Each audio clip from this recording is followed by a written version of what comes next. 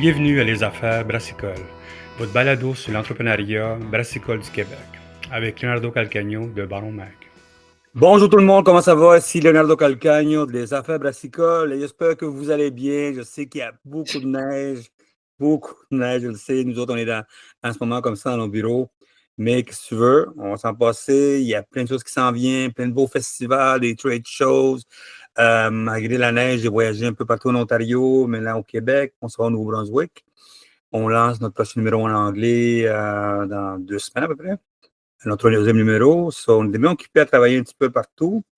Puis en même temps aussi, on veut comme donner donner un peu de chaleur au monde, tu sais, préparer ce qui se passe, ce qui s'en vient, tu sais. C'est pour ça qu'on a commencé une série avec les festivals de bière, les festivals de terroir. Tu sais, on voulait que le monde parle un petit peu qu'est-ce qui se passe, qu'est-ce qui s'en vient. Et bien sûr, nous autres, ça nous intéresse tout le temps de savoir qui est en arrière de ça. Merci beaucoup à tout le monde. On s'en vient pour notre 400e, je le sais, je l'ai dit depuis un bout de temps. Puis bien sûr, notre infolette est à chaque semaine. Abonnez-vous à notre infolette, abonnez-vous à notre section pro. C'est 10 $ par mois. Vous avez plein de contenus intéressants pour vous. Puis bien sûr, ce balado est commandité par Can Management. Si vous avez besoin de cannage mobile, appelez Can Management. Et bien sûr, Keg Management. Si vous avez besoin de Keg, que ce soit de la location, que ce soit de l'achat, rappelez-vous, l'été s'en vient. Je sais, ça paraît pas weird comme ça, mais l'été s'en vient, puis il faut préparer les festivals, tout ça. Puis le keg, avec tout ce qui arrive, ça va être votre ami. Aujourd'hui, on fait une entrevue avec M. Laurent Cournier, qui est le DG de Festival Bière, Vin et Terroir, qui est à Sorel. Sixième édition qui s'en vient. Écoute, moi, je suis un gars qui connaît pas mal Sorel à cause qu'avant, dans cette vie, avant de la bière, je faisais un magazine de musique. Puis Sorel est connu pas mal pour Malajube, puis quelques autres bands qui viennent de ce coin-là. Puis en plus, c'est un festival avec j'ai déjà entendu parler du monde qui aime beaucoup ce coin-là. C'est un festival qui se développe beaucoup. Et écoute, il y a une bonne gang qui sont là-bas. La bonne, c'est comme 40 exposants. Que vous aimez la bière, le vignoble, la distillerie, le food truck, la bouffe. Vous aimez boire devant l'eau, tout ça. Il y a des activités pour tout le monde. Ça, commence à être de plus en plus connu, cette place-là. Puis on voulait connaître un petit peu qu'est-ce qu'ils font, eux autres, comment est-ce que la philosophie en arrière du festival, tout ça. Puis on prend un peu de temps pour aller avec eux autres. Puis en même temps, écoute, on se prépare, c'est en juin, ça va être chaud, ça va être beau. Puis c'est ce qu'on veut, nous autres. On veut que le monde comprenne que malgré la grosse neige qui est ici, il y a des belles affaires qui s'en viennent. Bon matin, Laurent, comment ça va? Très bien, vous aussi? Excellent, merci beaucoup. Écoute, Laurent, merci beaucoup pour ton temps. Je sais que tu es busy. Mais number one, comment ça va, Sorel, la neige? Il y en a tombé beaucoup. Je pense qu'on a des records. En fait, un peu comme à Montréal, c'est tombé tellement rapidement qu'on est passé de l'automne à l'hiver assez rapidement, disons. Oui, je sais, écoute, ça fait longtemps qu'on se rappelait, quand j'étais jeune, je me rappelais que c'était comme ça de la neige. Puis il me disait non, ça fait longtemps qu'il n'y a plus de neige comme ça. Mais je me rappelle quand j'étais jeune, peut-être parce que j'étais petit aussi. Hein. Puis je voyais ça en gros, mais écoute, c'est la beauté du Québec, hein? Voilà. Laurent, la raison, comme je disais au début du podcast, que je voulais parler avec vous, c'est parce que connaître un petit peu votre festival. Avant qu'on s'est booké cette entrevue-là, toi et moi, on s'est parlé beaucoup de votre branding, votre marketing, tout ça. La façon que vous avez, c'est quand même, vous choisissez bien vos exposants, tout ça.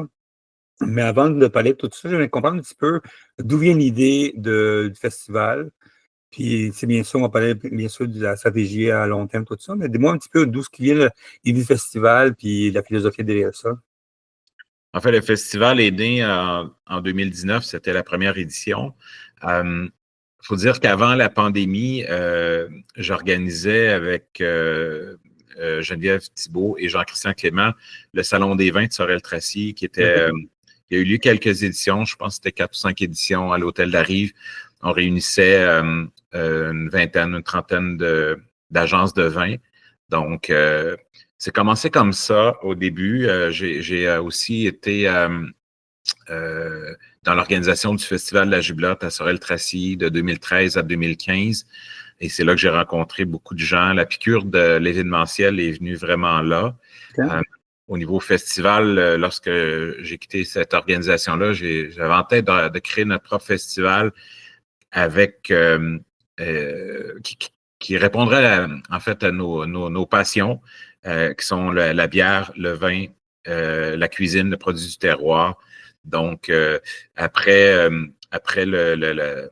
l'organisation du Salon des vins, on s'est dit, on va aller plus loin, puis on va faire la promotion exclusivement de produits québécois, microbrasseries québécoises, pour lesquelles on est des passionnés, les vignobles québécois, les distilleries québécoises qui sont nombreuses. Il faut dire qu'ici à Sorel-Tracy, on est choyé. On a la première distillerie au Québec. Les amis des Subversifs sont des gens de Sorel-Tracy. Ils ont frayé le chemin aujourd'hui des distilleries. Il y en a plusieurs maintenant au Québec. À Sorel-Tracy, il y a Bira Fenelli, la microbrasserie. Il y en a 2 nouvelles maintenant, Valéa, artisan brasseur à Masseville. Et puis, il y a le Cheptel aussi, une nouvelle microbrasserie qui est naissante, là, qui est en pleine construction, qui va ouvrir bientôt ce printemps. Donc, il y a une certaine effervescence dans le coin au niveau des microbrasseries et distilleries. Donc, nous, c'est un réflexe là, de vouloir faire naître notre événement. Je cours ces festivals-là depuis plus d'une vingtaine d'années, comme celui de Chambly, là, qui a un peu plus de 20 ans. Je pense que j'ai pas manqué une seule édition. Et puis, à travers les années, on a découvert les autres éditions, les autres festivals comme le Festibière. Aujourd'hui, presque chaque ville au Québec, chaque région a son événement. On trouvait ça important. Puis ici, il y a beaucoup d'amateurs. Nous, on appelle les gens de la région les tire-bouchons. Il y a beaucoup d'amateurs de bière, des gens passionnés. On a la Grange au Blond avec Pierre-Luc et Fabienne qui sont installés depuis autour de 5 ans à Sorel-Tracy. Puis, selon ce que j'en comprends, c'est un des meilleurs vendeurs au Québec là, pour les produits de microbrasserie, entre autres.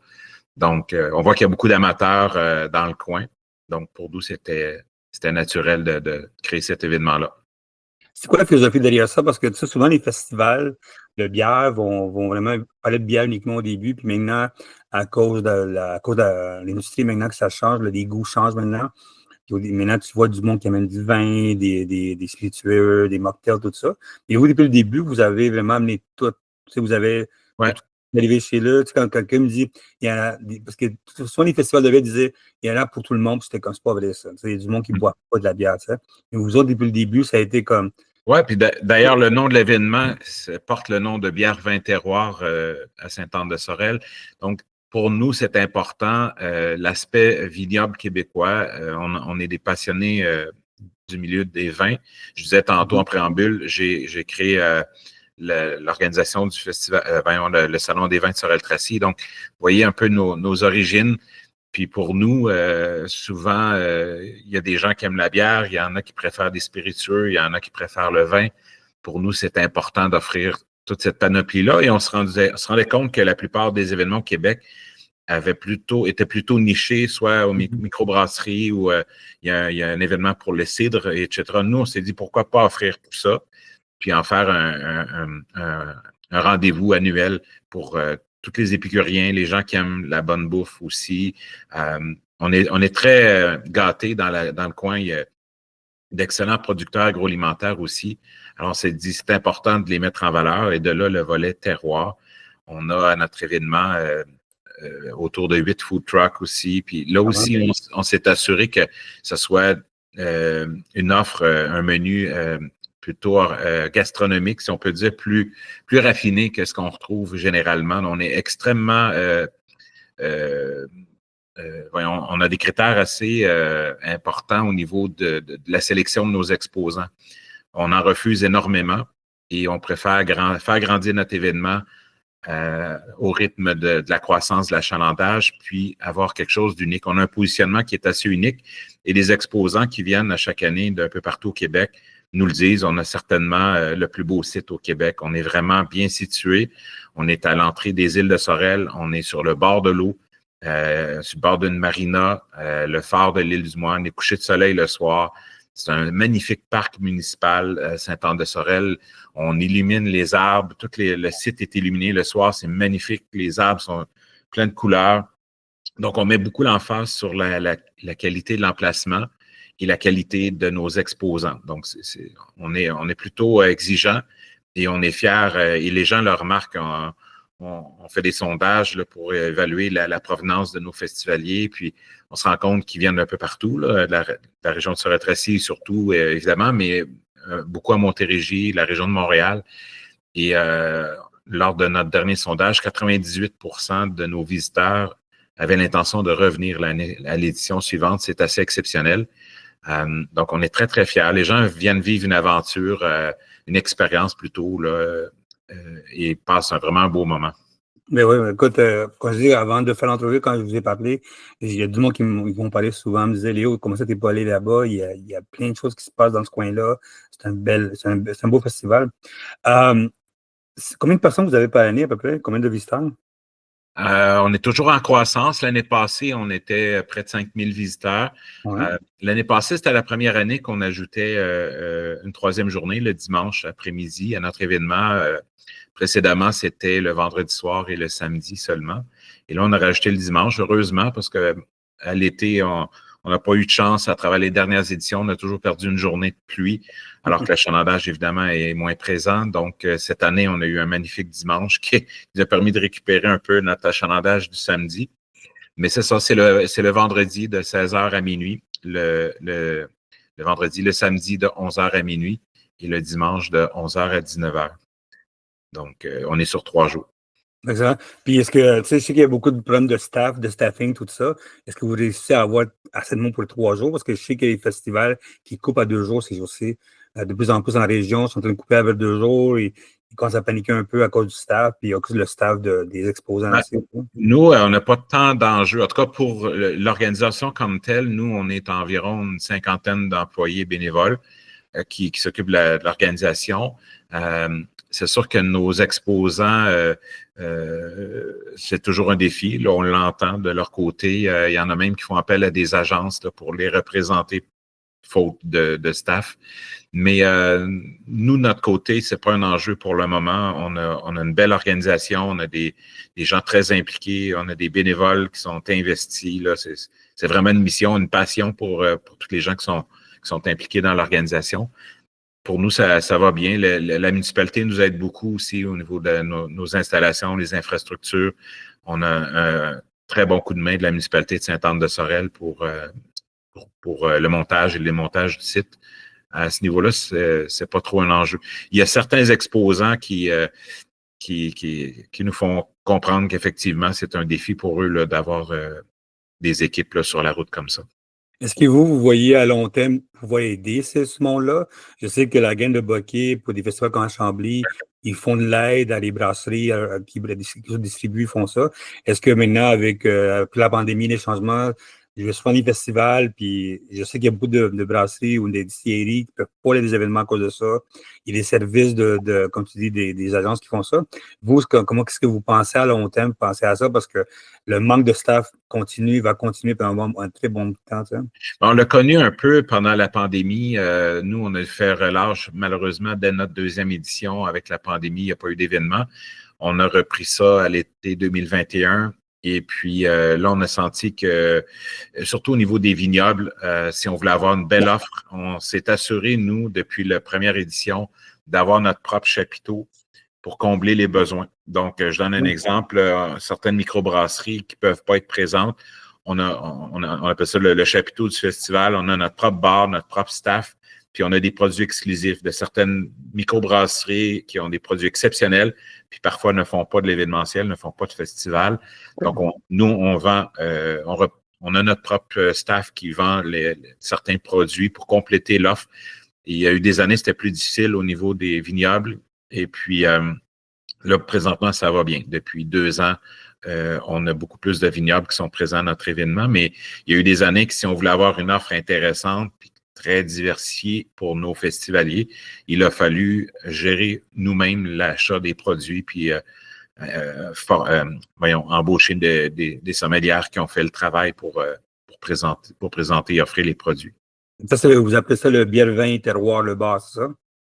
Oui, en fait, on opère 2 bars. On en a un près de la Seine principale, puis on en a un près de l'eau, près de la marina. C'est ça, dangereux, c'est à côté du fleuve, c'est très dangereux. Tu sais. Tu vois ça, ça doit être. Mais l'ambiance, c'est ça qu'on s'est parlé en pré-entrevue. on n'est pas unique à être sur le bord de l'eau, mais l'ambiance est fantastique. Coucher de soleil, le phare de l'île du Moine, les plaisanciers, les gens paddleboard, les pontons qui circulent tout tranquillement autour du site. C'est magnifique. Les gens, c'est spectaculaire. L'année passée, c'était le 5e anniversaire. On a fait un feu d'artifice sur l'eau avec j'ai loué une barge et puis on a fait un feu sur l'eau. C'était magnifique.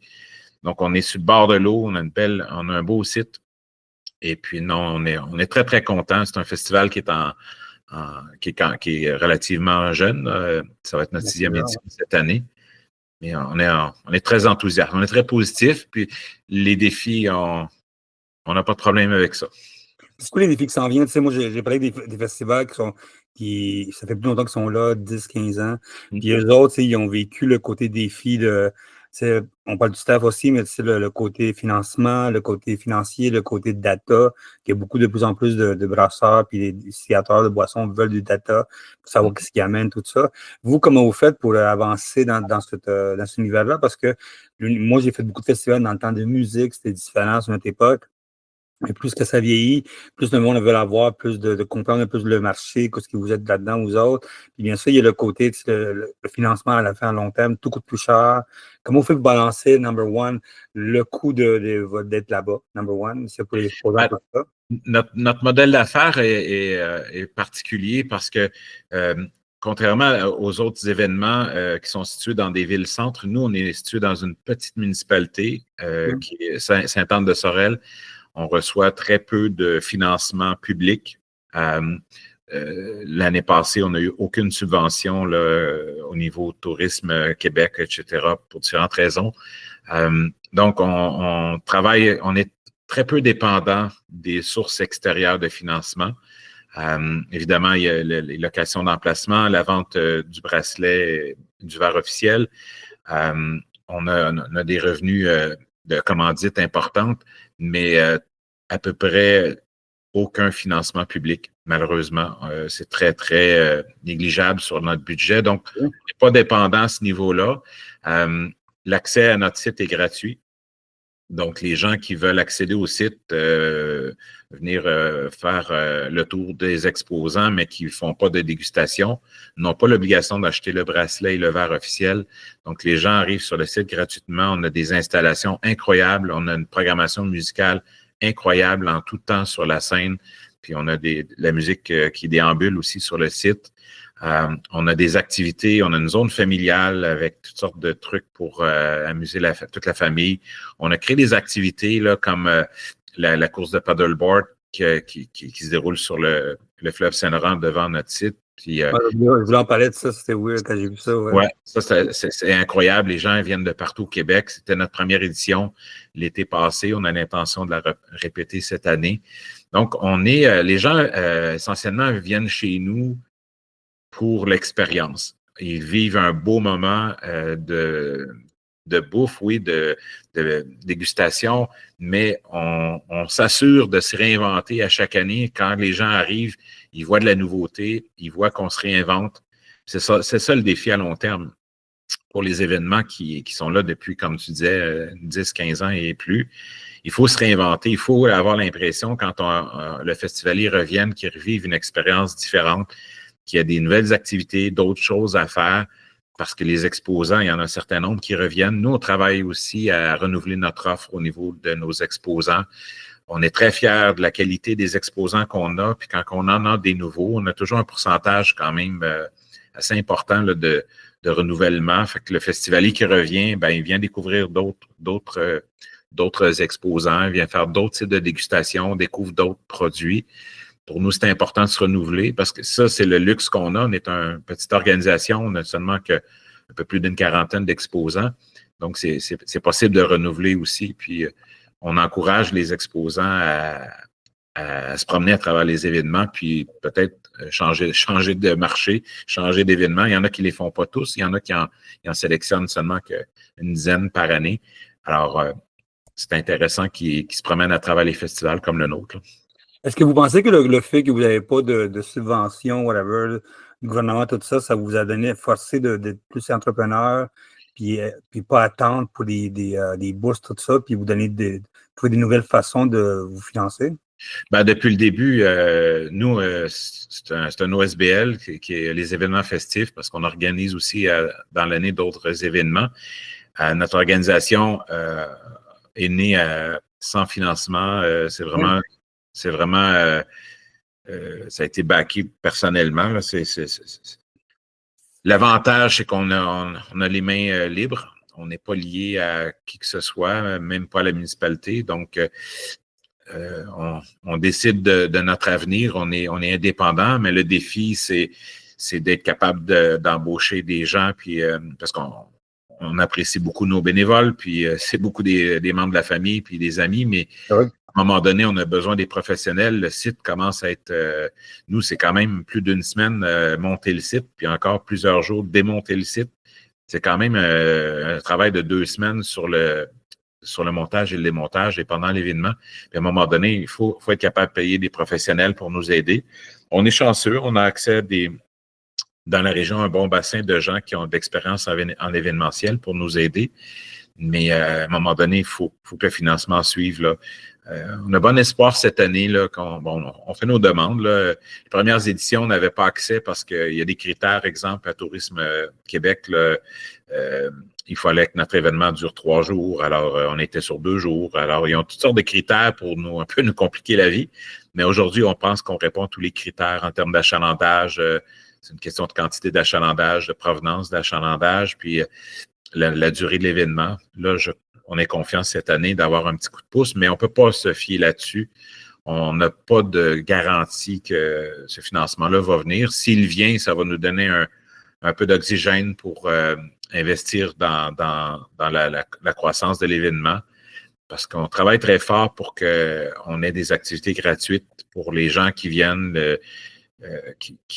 qui font pas de dégustation, ben, ils ont accès au site. Donc, c'est un parc municipal qui est ouvert. Il n'y a pas de clôture chez nous. Là. Donc, c'est pas toutes les organisations qui ont cette chance-là d'être assez autonomes. Là. Vous, la beauté de vous, ça fait longtemps que vous êtes dans les festivals, tout ça. Qu'est-ce que vous avez vu comme les changements dans l'attitude des gens puis des festivaliers? Vous êtes pas mal dans la gastronomie, vous autres, depuis longtemps. Qu'est-ce que vous avez vu les changements avec le monde? Ben, en fait, je pense que les gens viennent plus. J'écoutais une autre entrevue que vous avez fait avec un autre organisateur d'événements. Nous, on a une programmation, exemple musicale. Donc, mais on n'est pas un producteur de musique. Là. Les gens viennent vivre une expérience de découverte au niveau du vin, de la bière, de la bouffe. Mais le spectacle, c'est complémentaire. C'est pour agrémenter leur passage chez nous. Les événements les festivals que je dirais plus généralistes ont des défis importants parce qu'ils ont besoin d'une grosse affluence, ils ont presque une mission sociale. Ouais. Ils sont orientés vers la musique, puis des festivals de musique, ben, il y en a partout au Québec et tout le monde, tous les artistes font le tour. Donc, c'est plus difficile d'aller chercher des gens qui sont en dehors de la région. Parce que dans notre cas, un festival, ben, il y en a un maintenant à Drummondville, Drummond-en-Bière, il y a Pierre Bouffe, Boisson à Saint-Hyacinthe. Donc, toutes les villes aujourd'hui ont leur propre festival dans notre créneau. Donc, on doit se différencier, on doit faire vivre une expérience différente pour attirer les gens, puis travailler fort à se renouveler pour que les gens, il y a le bouche-oreille aussi, que les gens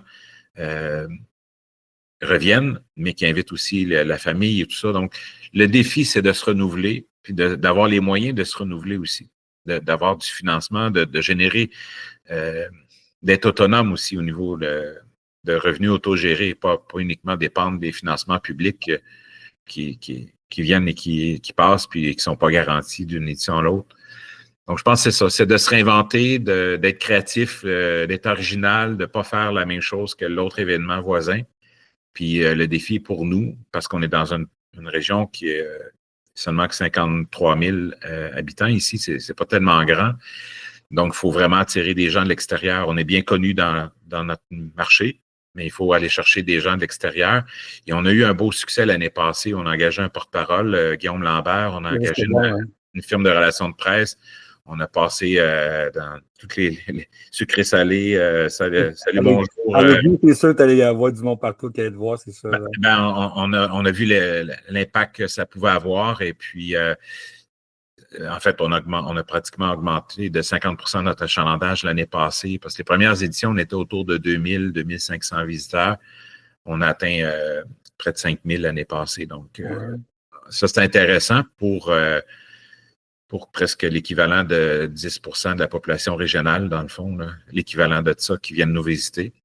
Donc, les défis, je pense, c'est ça, c'est de se renouveler, de trouver des moyens générer des revenus autonomes, de ne pas uniquement dépendre des subventions à gauche et à droite. On en est une preuve. On a eu une seule subvention en 5 ans là, de Tourisme Montérégie. Autrement, on n'a jamais eu d'aide financière. Donc, mais cette aide-là nous a donné des ailes, justement. Ça nous a permis d'engager des gens pour faire plus de promotion, plus de visibilité, avoir un porte-parole, avoir des gens qui nous ont permis d'accroître notre achalandage. C'est ça qui est le défi. Il faut avoir un achalandage plus élevé. Là. On travaille toujours en équilibre entre le nombre d'exposants, nous, c'est à peu près une quarantaine, versus 5000 visiteurs. Mais on ne pourrait pas avoir 70 exposants avec seulement que 5000 visiteurs. Non, puis je trouve que vous avez un bon ratio. Il y a beaucoup de festivals qui ont trop de brasseries, trop de vignobles, tout ça. Puis il y a un bon. Vous avez 11 brasseries, un peu plus de distilleries là-dedans, une vingtaine de distilleries de vin. Après ça, c'est de la bouffe. Je trouve que c'est une balance. Tout le monde peut faire de l'argent. Les brasseries que j'ai vues sont tous différents. Vous allez du Messalem au Fanelli, à la Grange au Blond, tout ça, c'est différent dans chacune de leurs bières. Côté vignoble, tout ça, c'est du monde qui vient de partout. La Alpha qui vient d'un peu plus loin, le monde que ça. Je trouve qu'il y a une balance intéressante derrière de ça. Est-ce que cette année, vous allez amener plus de mocktails, que ça s'en vient de plus en plus? Je parlais beaucoup des festivals. Vous, La Beauté, vous êtes un festival de gastronomique. Oui. C'est quelque chose de normal. Est-ce que vous voyez de plus en plus de monde qui embarque dans ce temps-là? C'est comme, j'ai besoin d'avoir des drinks, j'ai besoin d'avoir un petit mocktail. Ça, on l'offre justement à notre bar du festival. Depuis le début, là, les prêts à boire, puis même les produits non alcoolisés, on s'est toujours assuré d'avoir notre propre offre qui complète ce que les exposants présentent comme produit. Pour nous, c'est important. Il y a des gens qui ne prennent pas d'alcool, mais qui veulent bien prendre un drink sur place. Il y a beaucoup, la gente féminine est très portée vers les prêts à boire et on a une sacrée belle offre. Toujours des produits uniquement québécois. Pour nous, c'est non négociable, que ce soit la bouffe, le vin, la bière, les spiritueux, même les prêts à boire, ce ne sont que des produits québécois. Et puis, c'est la mission de notre organisation de promouvoir les produits québécois.